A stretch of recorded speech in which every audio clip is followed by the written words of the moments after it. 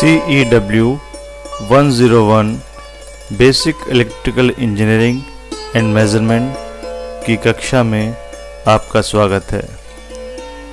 आज हम आपको यूनिट नंबर 1 लेसन नंबर 3 के बारे में बताएंगे, जिसका टॉपिक है ओम्स लॉ, किरचॉफ्स लॉ के नियम तथा प्रतिरोध का अध्ययन। उद्देश्य: इसमें ओम के नियम का सत्यापन, किरचॉफ्स का धारा तथा वोल्टता का नियम, परिपथ में उपस्थित प्रतिरोध का अध्ययन, प्रतिरोधों में ऊर्जा व्यय। अब हम आपको बताएंगे ओम का नियम। जर्मनी के वैज्ञानिक जॉर्ज साइमंस ओम ने इस नियम को स्थापित किया था। उन्होंने चालक में बहने वाली धारा तथा उसके सिरों पर लगने वाले विभवांतर के बीच संबंध स्थापित किया था।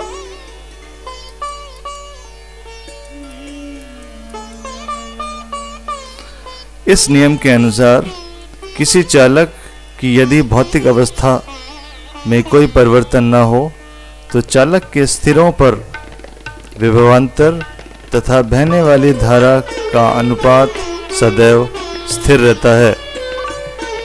अगर विभवांतर V है और बहने वाली धारा I है तो इनका जो अनुपात है वो स्थिर रहता है। नियत ताप पर V = I और V = I × R।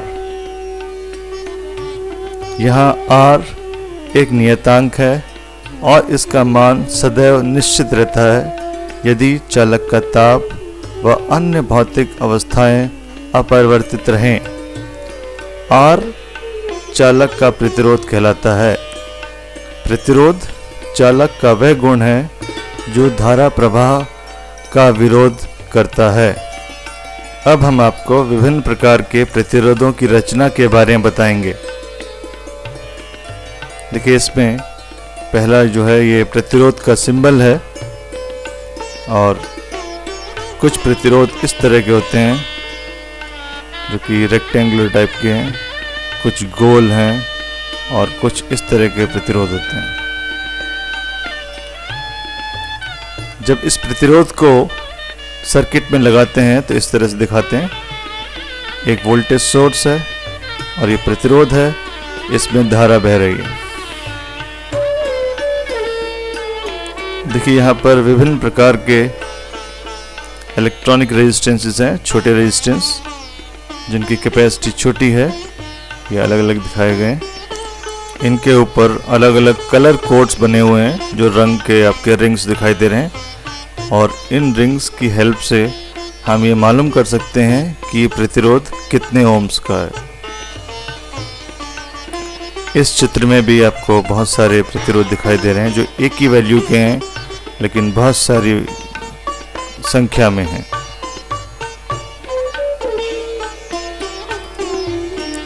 इस चित्र में देखिए, ये सर्किट लगा हुआ है और इस सर्किट में कई तरह के प्रतिरोध लगे हुए हैं और भी इलेक्ट्रॉनिक कंपोनेंट्स हैं, कुछ इसमें प्रतिरोध हैं। इस चित्र में जो आप देख रहे हैं ये भी प्रतिरोध हैं, लेकिन ये ज़्यादा पावर के हैं, ज़्यादा करंट कैपेसिटी के हैं, तो इनका प्रयोग भी हम करते हैं जहाँ हीटर्स वगैरह होते हैं, वहाँ इनका प्रयोग होता है। देखिए, इस चित्र में ये एक हॉट प्लेट है, हीटर है, इसका भी जो अंदर कॉइल दिखाई दे रहा है आपको, वो कॉइल भी रेजिस्टेंस है, इसको भी प्रतिरोध के तौर पर लिया जा सकता है। अब हम आपको दिखाएंगे कि किस तरह से ओम के नियम में जो रिलेशन है वोल्टेज, करंट और रेजिस्टेंस में, वो आप मालूम कर सकते हैं। इसके लिए हम आपको दिखाएंगे मैजिक त्रिभुज। यह मैजिक त्रिभुज है, इसके अंदर ऊपर E लिखा है, नीचे I है और R है। इस त्रिभुज के द्वारा हम E, I और R में रिलेशन मालूम कर सकते हैं। मालूम करने का तरीका यह है कि जिस चीज़ का मान आपको मालूम करना है उस पे आप उंगली रखिए, तो बाकी दोनों जो चीज़ें बची हुई हैं वो आपको रिलेशन बताएंगी कि क्या रिलेशन है। जैसे अगर आपको करंट की वैल्यू निकालनी है तो करंट पे उंगली रखिए, तो धारा बराबर E डिवाइड बाई R। ठीक है। इसी तरह से अगर आपको प्रतिरोध निकालना है तो प्रतिरोध पे उंगली रखिए, तो R बराबर E डिवाइड बाई I। उसी तरह से अगर आपको E निकालना है तो E पे उंगली रखिए, E is equal to I into R। तो इस तरह से त्रिभुज की हेल्प से आप याद कर सकते हैं कि E, I और R में क्या रिलेशन है।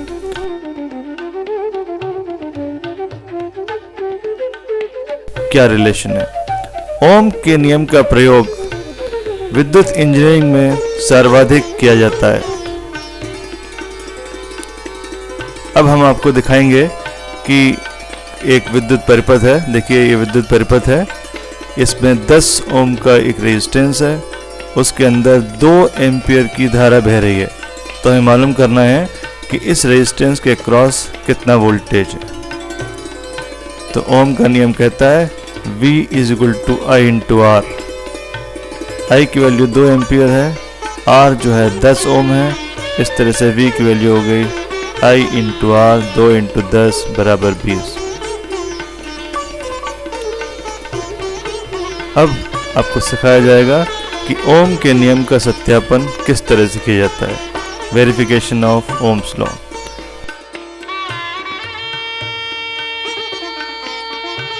ओम के नियम का सत्यापन करने के लिए एक 10 ओम के प्रतिरोध को 10 वोल्ट के विद्युत वाहक बल के समानांतर में जोड़िए तथा परिपथ में बहने वाली धारा और प्रतिरोध के सिरों पर विभवांतर का मान एमीटर तथा वोल्टमीटर द्वारा नापिए।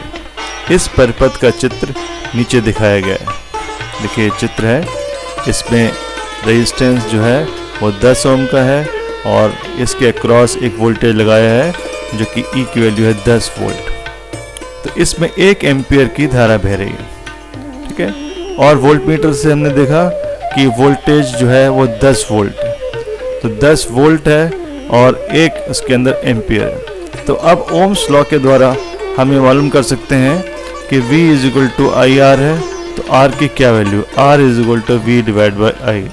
यहाँ V 10 वोल्ट है और I 1 एम्पियर है, तो R की वैल्यू हो गई R बराबर V डिवाइड बाई I, 10 बटा 1 बराबर 10 ओम। इस तरह से प्रतिरोध का जो मान है वो 10 ओम आ गया। और जैसा कि हमने प्रतिरोध 10 ओम का लगाया हुआ है, तो ये प्रूफ हो गया कि जो रेजिस्टेंस की वैल्यू होनी चाहिए वही रेजिस्टेंस है। इस तरह से ओम के नियम का सत्यापन हो गया। देखिए ये चित्र है, इसके अंदर पावर, वोल्टेज, एम्पियर और ओम्स ये दिए हुए हैं और इस चित्र में दिखाया गया है कि क्या रिलेशन है। जैसे पावर का रिलेशन है, पावर का रिलेशन है E square by R, power का एक सूत्र है I square R E into I। उसी तरह करंट के लिए करंट बराबर under root P divide by R और P divide by E divide by R। Ohm के लिए E divide by I E square by P divide by I square. और voltage के लिए I into R P by I under root P into R। तो इस चित्र को अगर ध्यान रखा जाए तो जो भी आपस में रिलेशंस हैं वो रिलेशंस आप मालूम कर सकते हैं। अब प्रतिरोध के नियम, लॉज ऑफ रेजिस्टेंसेस, कि रेजिस्टेंस किस चीज पे निर्भर करता है और किस तरह से उसकी वैल्यू में परिवर्तन होता है। किसी चालक का प्रतिरोध निम्न बातों पर निर्भर करता है। पहला, चालक की धातु, कि चालक किस धातु का बना है, जैसे एल्युमिनियम, कॉपर आदि। दूसरा, चालक का तापमान, अगर तापमान ज़्यादा है या कम है तो प्रतिरोध उसके हिसाब से बदल जाएगा। अगला चालक की लंबाई। तो कंडक्टर का प्रतिरोध लंबाई पर भी निर्भर करता है। अगर लंबाई बढ़ जाती है तो प्रतिरोध ज़्यादा हो जाता है, अगर लंबाई कम है तो प्रतिरोध कम होता है। जैसे इस चित्र में देखिए, दो कंडक्टर्स दिखाए गए हैं, दोनों का एरिया ऑफ क्रॉस सेक्शंस बराबर हैं, दोनों बराबर मोटाई के हैं, लेकिन एक ज़्यादा लंबा है और एक छोटा है। जो ज़्यादा लंबा है उसका प्रतिरोध ज़्यादा होगा, जो छोटा है उसका प्रतिरोध कम होगा। तो इस तरह से R की जो वैल्यू है वो L के प्रोपोर्शनेट समानुपाती है, ये समानुपाती होता है। आखिरी, चालक का प्रतिरोध उसके एरिया ऑफ क्रॉस सेक्शन पर भी निर्भर करता है। अब देखिए इस चित्र में दो कंडक्टर्स दिखाए गए हैं। एक कंडक्टर जिसका एरिया ऑफ क्रॉस सेक्शन मतलब मोटाई ज़्यादा है, दूसरा जिसकी मोटाई कम है। लंबाई दोनों की बराबर है, तो जो ज़्यादा मोटा होगा उसका प्रतिरोध कम होगा और जो पतला होगा उसका प्रतिरोध ज़्यादा होगा। इसका मतलब एरिया ऑफ क्रॉस सेक्शन के इन्वर्सली प्रोपोर्शनल है। इन्वर्सली प्रोपोर्शनल का मतलब यह है कि अगर एरिया बढ़ता है तो प्रतिरोध कम होगा, अगर एरिया कम है तो प्रतिरोध ज़्यादा होगा, विलोमानुपाती होता है। अगर इन सबको जोड़ा जाए तो देखिए इसमें R is proportional to L, R is proportional to 1/A, तो इसलिए R is proportional to L divided by A, जहाँ पे R is equal to rho L by A हो गया। rho जो है एक नियतांक है जिसे चालक के पदार्थ का विशिष्ट प्रतिरोध कहते हैं। इस तरह से ये जो सूत्र बना R is equal to rho L by A, जहाँ R चालक का प्रतिरोध, L चालक की लंबाई, A चालक का अनुप्रस्थ काट और रो जो है नियतांक, क्योंकि चालक पदार्थ की विशिष्ट प्रतिरोध है। अब यहाँ देखिए अलग अलग तरह के चालक दिखाए गए हैं। कुछ चालक पतले हैं, कुछ ज़्यादा मोटे हैं। तो जो जितना ज़्यादा मोटा होगा उतना रेजिस्टेंस उसका कम होगा। यहाँ पे देखिए, यहाँ पे आप देखेंगे ये पीवीसी इंसुलेटेड कॉपर केबल्स हैं और आप इसमें देखिए जिस तरह से मोटाई बढ़ रही है उस तरह से रेजिस्टेंस की वैल्यू कम हो रही है, लेकिन करंट कैपेसिटी बढ़ती जा रही है। करंट धारा जो है उसके अंदर ज़्यादा जा सकती है। जैसे छोटा वाला है इसमें 5 एम्पियर का है और मोटा हो गया 10 एम्पियर, फिर 15 एम्पियर, फिर 20 एम्पियर, 28 एम्पियर, 36 एम्पियर। तो तार जितना ज़्यादा मोटा होगा उतनी ज़्यादा करंट कैपेसिटीज उसमें से बन सकती है, जा सकती है। विशिष्ट प्रतिरोध या प्रतिरोधकता, रो को प्रतिरोधकता भी कहते हैं। किसी पदार्थ की प्रतिरोधकता उस पदार्थ के प्रतिरोध के तुल्य है जिसकी लंबाई इकाई है 1 है और एरिया ऑफ क्रॉस सेक्शन 1 वर्ग इकाई हो। कठोर खिंचे तांबे हार्ड ड्राउन कॉपर का 20 डिग्री सेंटीग्रेड पर विशिष्ट प्रतिरोध 1.732 इंटू 10⁻⁶ ओम सेंटीमीटर या 1.732 इंटू 10⁸ ओम्स मीटर होता है। उदाहरण, अब एक एग्जाम्पल दिया जाएगा। एक 220 सेंटीमीटर लंबे तार के दोनों सिरों के बीच 110 वोल्ट का विभवांतर है। यदि तार का अर्धव्यास 0.07 mm हो, जो कि रेडियस है, और उसमें प्रभावित होने वाली धारा 2 एम्पियर है, तो तार का विशिष्ट प्रतिरोध ज्ञात करना है। तो ये एक सर्किट बना हुआ है जिसमें कंडक्टर दिखाया गया है। इसकी लंबाई 220 सेंटीमीटर है और इसका जो रेडियस है 0.07 mm है और इसमें 2 एम्पियर की धारा बह रही है। तो इसका सोल्यूशन है, हल किस तरह सॉल्व किया जाए। क्या क्या चीज़ दी हुई है, तार की लंबाई दी है 220 सेंटीमीटर, वोल्टेज दिया है 110 वोल्ट, करंट दी है 2 एम्पियर, अर्धव्यास रेडियस दिया है 0.07 mm। तो इसको सेंटीमीटर में बदल दीजिए, 0.007 सेंटीमीटर। प्रतिरोध R बराबर V डिवाइड बाई I, तो 110/2 बराबर 55 ohms। और area of cross section A is equal to pi R square, क्योंकि सर्किल है तो उसका एरिया जो है पाई आर स्क्वायर है। तो पाई बराबर 3.14 और R की वैल्यू है 0.007, तो इसका स्क्वायर हो जाएगा। तो एरिया आ जाएगा 154 इंटू 10⁻⁻6 सेंटीमीटर स्क्वायर। और विशिष्ट प्रतिरोध rho is equal to R into A divide by L, इसमें मान रखिए तो मालूम पड़ेगा रो की वैल्यू जो है 38.5 इंटू 10⁻⁻6 ओम सेंटीमीटर। तो इस प्रकार हम परिपथ में विशिष्ट प्रतिरोध मटेरियल का निकाल सकते हैं। अब आता है किरचॉफ्स के नियम। किरचॉफ्स के दो नियम हैं, किरचॉफ्स करंट लॉ और किरचॉफ्स वोल्टेज लॉ। तो पहला किरचॉफ्स करंट लॉ।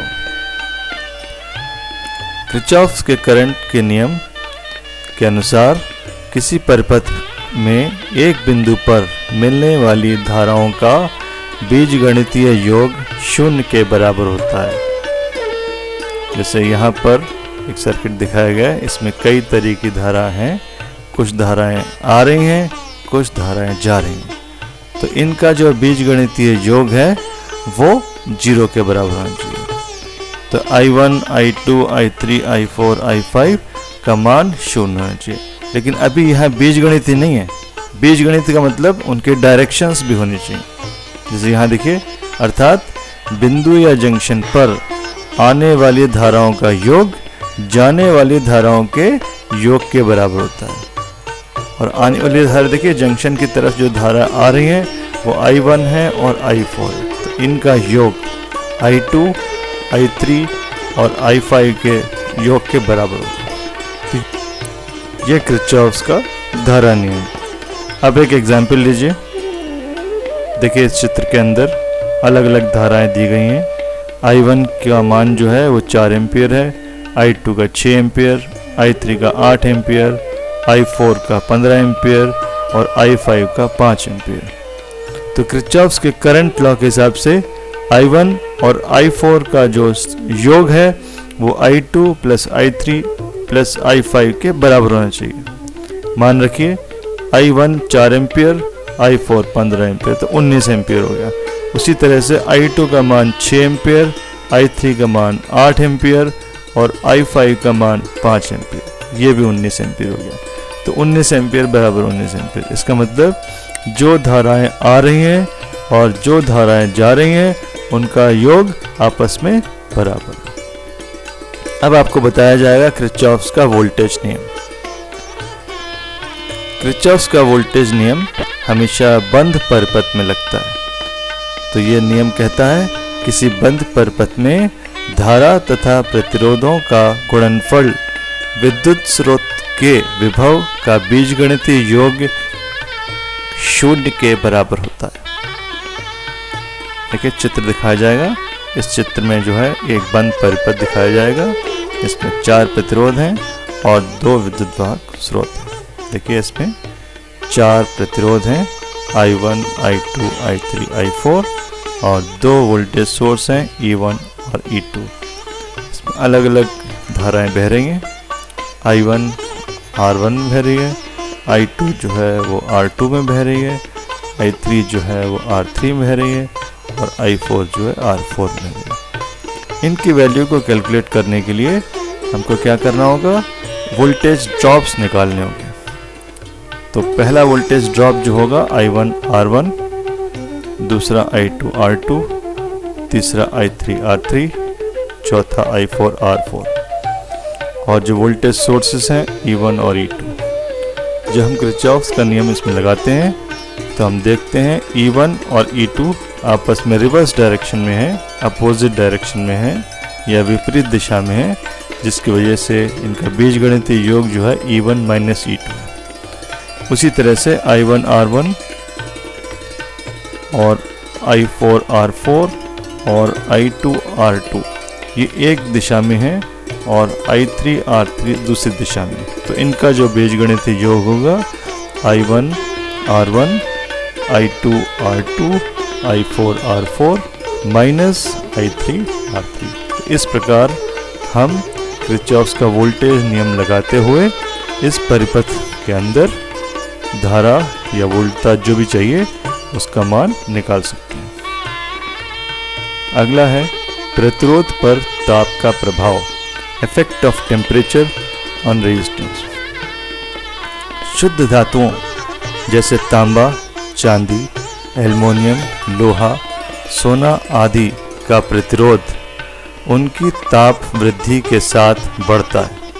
इसका मतलब अगर ताप बढ़ता है तो प्रतिरोध बढ़ता है।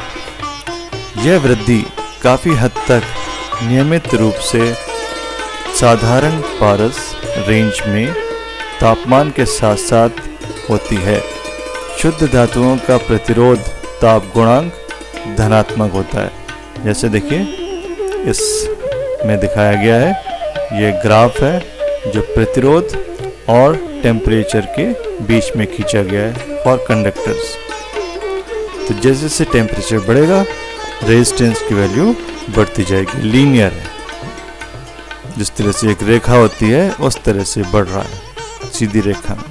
इसका मतलब R और T जो है आपस में प्रोपोर्शनल।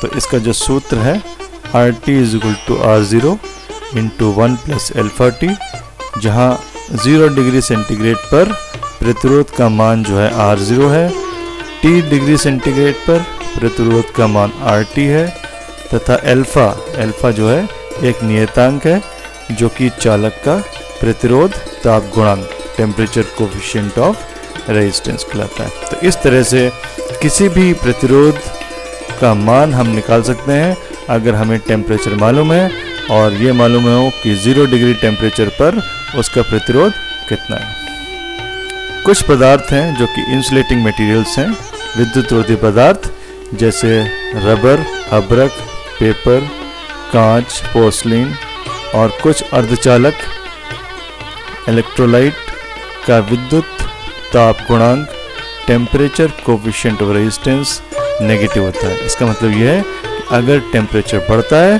तो उसका मान जो है वो कम होगा। कंडक्टर्स में टेम्परेचर बढ़ने पर रेजिस्टेंस बढ़ता है और इन मटेरियल्स के अंदर टेम्परेचर बढ़ने पर उसका मान जो है वो कम हो जाता है। तो इस तरह से हमने आज के जो सब्जेक्ट था, जो विषय हमने पढ़ा, उसके अंदर हमने क्या क्या चीज़ें पढ़ी। सबसे पहले हमने पढ़ा कि ओम का नियम और उसका सत्यापन करना सीखा, किरचॉफ्स का धारा नियम तथा वोल्टा नियम के बारे में जानकारी ली और परिपथ में उपस्थित प्रतिरोध का अध्ययन किया। अब हम आपको बताएंगे कि आपको क्लास असाइनमेंट में कक्षा कार्य में क्या काम करना है। अपनी प्रयोगशाला के विभिन्न चालक पदार्थों का अध्ययन करना होगा। अध्ययन कीजिए तथा इन पदार्थों को पहचान कर उनकी प्रतिरोधकता का मान भी बताइए।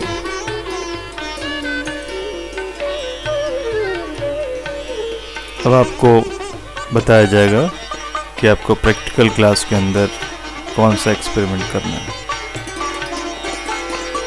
आज आपको प्रैक्टिकल नंबर 3 करना है, जिसका उद्देश्य है दिए गए लोड जो कि हॉट प्लेट है 1 किलोवाट का है के साथ एक एमीटर को कनेक्ट करना है और उसका करंट की वैल्यू करंट मापना है। तो एक्सपेरिमेंट है कि एक हॉट प्लेट के साथ एक एमीटर लगाना है और उसमें कितनी धारा बह रही है उसका मान आपको निकालना है। इसके लिए जो आवश्यक यंत्र है, सीरीज टेस्टिंग बोर्ड है, एक एमीटर चाहिए MI टाइप, MI टाइप का मतलब होता है मूविंग आयरन टाइप, जो कि 0 से 10 एम्पियर का है। और एक हॉट प्लेट चाहिए जो कि 1 किलोवाट की। कार्यविधि प्रोसीजर, जो इसका चित्र है उसके अनुसार आपको कनेक्शन करने हैं। स्विच को ऑन करें और एमीटर की रीडिंग लें और उसके जो प्रेक्षक तालिका है ऑब्जर्वेशन टेबल उसके अंदर नोट करें। तो सबसे पहले आपको दिखाते हैं इसका चित्र, जो कि सर्किट डायग्राम है। इस सर्किट डायग्राम में देखिए AC सप्लाई आ रही है और इसमें सबसे पहले एक स्विच लगा हुआ है जो कि लिखा है कि DPST।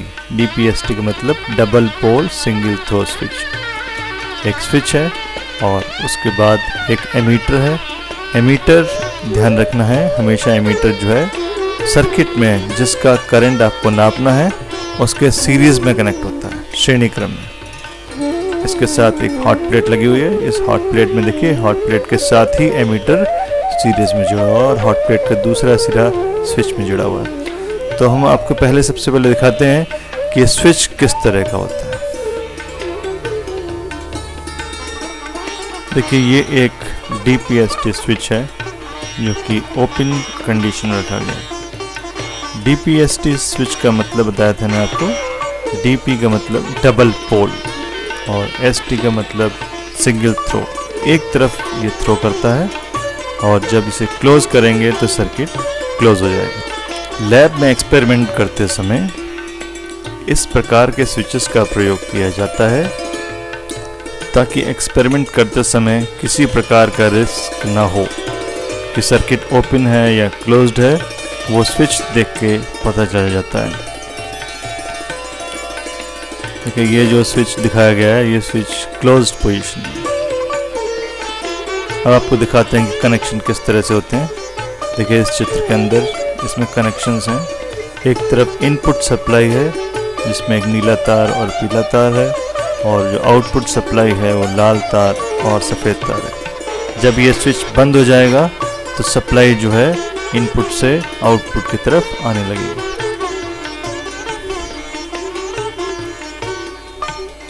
देखिए इसके अंदर अब हमने कनेक्शन दिखाए हैं आपको।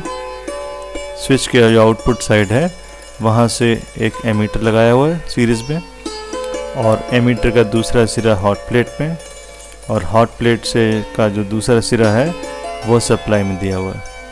अभी ये पोजीशन ऐसी है कि स्विच जो है ओपन कंडीशन में है। जब स्विच ओपन कंडीशन में है तो इसमें कोई करंट नहीं फ्लो होगा। इसका सर्किट डायग्राम एक बार फिर दिखाते हैं आपको। ये सिंगल फेज सप्लाई है, एक स्विच है, एक एमीटर है और एक हॉट प्लेट। अभी देखिए एमीटर, इस टाइम एमीटर में कोई करंट नहीं फ्लो हो रही क्योंकि स्विच हमारा ओपन कंडीशन में। अब हम स्विच को बंद करते हैं। देखिए स्विच बंद हुआ और एमीटर के अंदर रीडिंग आ रही है और ये हॉट प्लेट के अंदर करंट फ्लो हो रही है। धीरे धीरे हॉट प्लेट जो है वो गर्म होने लगेगी। अब ध्यान से हम इसकी रीडिंग ले सकते हैं। देखिए एमीटर और इसका जो स्केल है 0 से लेके 6 एम्पियर तक का है और इसमें देखिए कि रीडिंग किस तरह से लेनी है। इसमें जो छोटे छोटे डिविजन्स हैं वो देखिए, ये 3 है, अगला 4 है, तो 3 और 4 के बीच में रीडिंग है और इसमें जो बीच वाला बड़ा पॉइंट है ये आधा है, दैट इज़ 3.5। अगला जो है वो 6 है, 3.56। उसके बाद थोड़ी सी रीडिंग आ रही है, आधे से थोड़ा सा कम है, तो एक अप्रॉक्सीमेट वैल्यू बताया जा सकता है कि 3.64 एम्पियर्स करीब करीब करंट इसमें बह रही है। और जब करंट बहेगी तो क्या होगा, हीटर धीरे धीरे गर्म होना शुरू हो जाएगा और देखिए लाल हो गया ये ऑब्जर्वेशन टेबल है जिसके अंदर आपको वैल्यूज लिखनी है। तो ये जो 4 एम्पियर दिखाई दे रहा है कैलकुलेटेड वैल्यू, और ये कैलकुलेटेड वैल्यू हमने इस तरह से कैलकुलेट करी है ये मानते हुए कि हॉट प्लेट जो है वो 1 किलोवाट का है और इसके अंदर जो करंट फ्लो हो रही है उसकी वैल्यू 4 एम्पियर तब है जब 250 वोल्ट हमने लगाया है। अगर वोल्टेज हमारा उससे कम है या ज़्यादा है तो करंट की वैल्यू कुछ और हो सकती है। तो अभी इस टाइम करंट की वैल्यू है 3.64 एम्पियर। तो हो सकता है कि जो हॉट प्लेट है वो 1 किलोवाट की ना हो, उससे कम वैल्यू की हो, जिसकी वजह से करंट की वैल्यू 3.64 एम्पियर आ रही है। तो हमने कंक्लूजन निकाला, निष्कर्ष, जब हॉट प्लेट को सप्लाई के साथ जोड़ते हैं तो उसके सीरीज में लगा एमीटर उसके द्वारा ली गई धारा 3.6 करीब एम्पियर करंट दर्शाता है। तो इस तरह से ये एक्सपेरिमेंट है। अब आपको लैब में जाकर ये एक्सपेरिमेंट करना है और देखना है कि इसमें कितनी धारा बहती है, और जो भी रीडिंग आएगी उस रीडिंग को ऑब्जर्वेशन टेबल में रखना है। इस बात का आपको खास ध्यान रखना है कि एक्सपेरिमेंट करते समय किसी प्रकार का रिस्क ना हो, क्योंकि यहाँ पर जो धारा है बहती है लेकिन दिखाई नहीं देती। तो आपको सेफ्टी प्रिकॉशंस अच्छी तरह से ऑब्जर्व करने होंगे और जो इंस्ट्रक्शंस इंस्ट्रक्टर आपको दें उसको फॉलो करना होगा। कोई भी काम जल्दीबाजी में नहीं करना होगा, आराम से करिए। कनेक्शन करने के बाद स्विच को ऑन करिए, और एक बार स्विच ऑन हो जाए उसके बाद आप किसी चीज़ को छूइए नहीं, क्योंकि धारा बहती है, दिखती नहीं है, और आप किसी चीज़ को छुएंगे तो आपको शॉक लग सकता है। तो यहाँ पर आपको खास ध्यान रखना है, सेफ्टी प्रिकॉशंस पूरी लेनी है और एक्सीडेंट ना हो, इस बात का ध्यान रखना है।